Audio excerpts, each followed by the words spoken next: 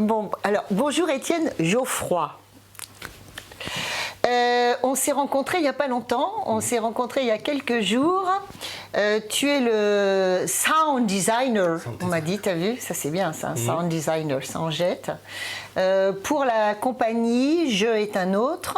C'est ça. Bonjour Aurélie Plot et félicitations pour ton magnifique spectacle et félicitations à toute l'équipe du coup, donc c'est Quartet. Vous venez de le jouer au hangar de Chalette. Et la musique a une place énorme et c'est ce que je disais à Aurélie. Aurélie tout de suite m'a dit, mais je te présente Étienne. Voilà. Ouais. Donc c'est toi qui a composé. Composé, oui, composé. C'est du sound design. Hein? Donc dans le sound design, il y a le mot design. Donc il y a une fonction. Il y a une fonction de... C'est pas de la musique, mais c'est quelque chose, une espèce de couche supplémentaire qui va amener une dimension supplémentaire à la pièce. Que tu as composé au fil des répétitions?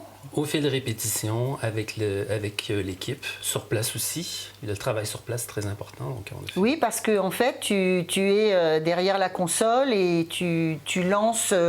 Comment on peut dire? Tu joues en direct? Je joue en direct, oui. Oui, c'est en temps réel. C'est-à-dire que les ambiances sonores suivent ce qui se passe sur le plateau. Donc, je ne suis pas devant, je suis derrière, mais voilà, il n'y a rien de préenregistré, tout est généré en temps réel. Mais c'était ta première expérience de travail sur une création théâtrale, en fait? Sur une oui, tout à fait. Parce que le reste du temps, tu es musicien. Je suis musicien. Tu es graphiste. Je suis graphiste. On pourrait dire graphic designer aussi. Il y a toujours le mot design qui traîne. Et puis, oui, je porte plusieurs chapeaux. D'accord. Voilà. Je passais là un petit peu en revue ce que j'ai pas. Je fais pas de BD puis je chante pas. Mais là, ça a l'air que tu es chanteuse. Et tu as réussi ou as eu envie de créer une sorte d'art hybride entre justement tes talents de graphiste et tes talents de designer sonore. C'est ça. C'est ça? C'est ça. En fait, il y a une dizaine d'années, j'avais envie de revenir à la musique. Parce que, bon, tous les graphistes font de la musique. Je ne sais pas si c'est des musiciens ratés, mais il y en a beaucoup qui font, des graphistes qui sont musiciens. Et j'ai eu envie de me remettre à la musique et je me suis dit, bon, c'est cool, je vais pouvoir faire ma pochette. Mais si je me faisais une mise en scène aussi. Alors, j'ai créé un bac à sable. Bac à sable? Un bac à sable, c'est mon coffre à jouets là, que j'ouvre, où je m'amuse. C'est un projet personnel, c'est pas une commande. Où je crée ma musique, je crée mes images et j'essaie de faire parler ça ensemble, en fait. Donc, je me suis créé un projet à un niveau technique qu'on me demandera jamais, si tu veux. Et ça s'appelle Darwin Live Cinéma. Alors, pourquoi donc c'est ça? Voilà. Le Darwin, parce que, bon, voilà, tac, ça c'est mieux. Parce que, et vous aurez remarqué que le monsieur qu'on invite aujourd'hui n'a pas un bon gros accent montargois, puisqu'il est québécois. Oui. N'est-ce pas? Alors quand il dit Darwin Live Cinéma, tout de suite on a du mal à comprendre. Voilà, c'est Darwin Live Cinéma. Darwin Live Cinéma. Là, ça lui a écorché l'oreille. Je vais changer de nom. Il saigne. Mais alors, pourquoi tu nous parles de Darwin? Pourquoi je parle de Darwin? Alors, j'avais pas juste envie de faire de l'image, j'avais pas juste envie de faire de la musique. Je me suis dit, il me faut une colonne vertébrale pour essayer de soutenir tout ça. Je vais parler du sous-titre Live Cinéma, c'est que là, je crée de la musique en temps réel avec des images en temps réel, mais au-delà de ça, j'avais envie de parler de quelque chose. De ce qui t'importe dans la vie. Ce qui m'importe dans la vie, mais ce qui importe dans la vie de tout le monde aussi, parce que, bon, Darwin, ça rapporte, quand on parle de Darwin, on pense à l'évolution et tout ça. Donc, j'avais envie de soulever ces grandes questions qui nous touchent tous et toutes. Et de... La sélection naturelle actuelle. La sélection naturelle, et se poser ces espèces de grandes questions et est-ce qu'on est libre, où on s'en va, tout ça. Sans amener de réponse. Le projet Darwin fait juste exposer ça et je pense que les gens qui assistent à une représentation de Darwin Live Cinéma ressentent ça aussi, ressortent avec cette espèce d'impression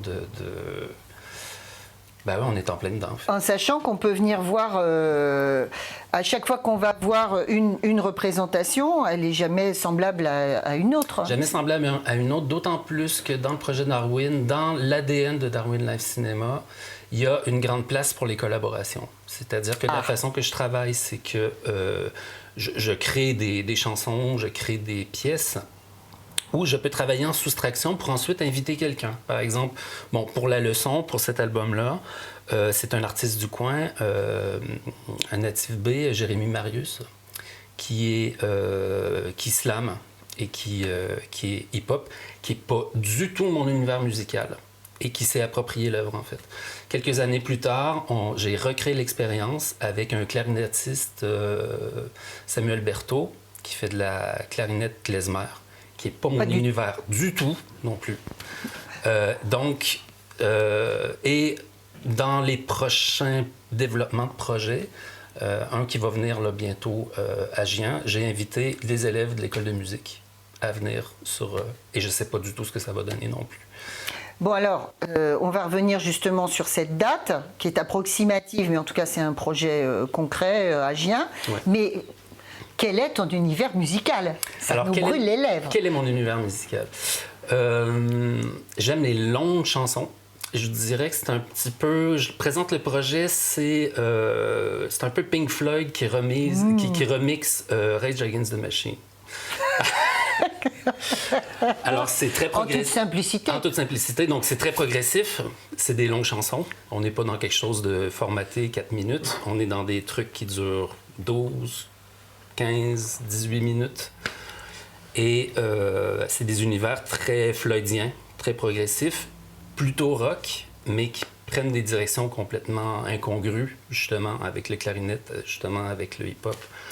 Alors musicalement, ça peut évoluer en fonction des intervenants, mais par contre, au niveau de ta banque d'images, ça par contre, ça bouge pas. Il n'y a pas de création d'images in situ ou... Ça pourrait. Ça pourrait. Ça pourrait. Il y a moyen... Darwin Live Cinéma aussi, c'est un plaisir pour moi parce que j'explore toutes les possibilités possibles. Les capteurs. Quand je tape sur une peau de batterie, est-ce qu'il y a une image qui peut apparaître, par exemple?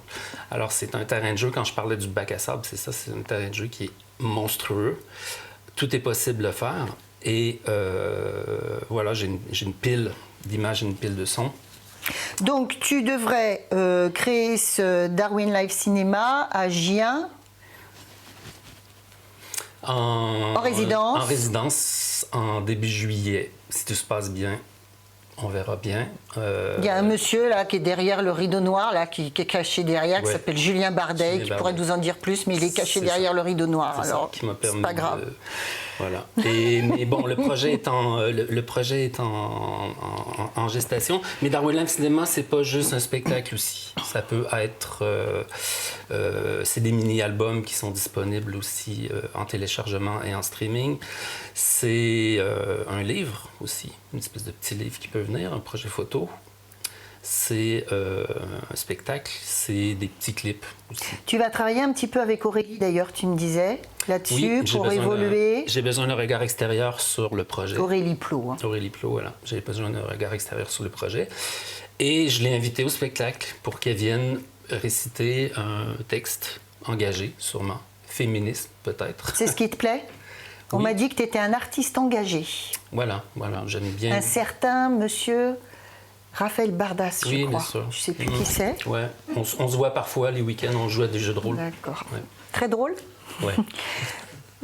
Bon, en tout cas, moi personnellement, je me permettrais de t'inviter, si mes camarades en sont d'accord, mais je pense que oui, au Cinéma Vox de Château-Renard.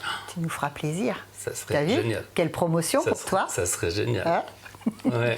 Peut-être même sur grand écran gonflable. Voilà, mais bon, ne nous avançons pas. On va finir sur une chose qui est importante aussi pour toi, c'est la musique. La musique. Alors c'est... Je présente Wabonga et les Bubards, c'est c'est des potes qui habitent pour la plupart dans le 77. Notre bassiste, Yann Pagès, qui est à Montargis aussi. Oui. Et ça, c'est musique française un peu festive qui nous permet de jouer un peu partout. Toi, tu joues quoi? Je joue la guitare électrique là-dessus. C'est que des compositions avec des textes en français, c'est amusant. Et on a beaucoup de plaisir, ça nous permet de tourner un peu. On le passera à l'antenne, Monsieur Weber? Merci, vous êtes gentil. C'est gentil. Vous me faites plaisir. Voilà. Bon, et ben, vous nous avez fait bien plaisir. Merci. C'est gentil d'avoir fait le voyage du Québec jusqu'à nous. Justement, il faut que je sois à Roissy. Ça nous émeut, mais il faut dire que l'émission commence à être très très connue. J'attends mon chèque. Merci beaucoup, à bientôt.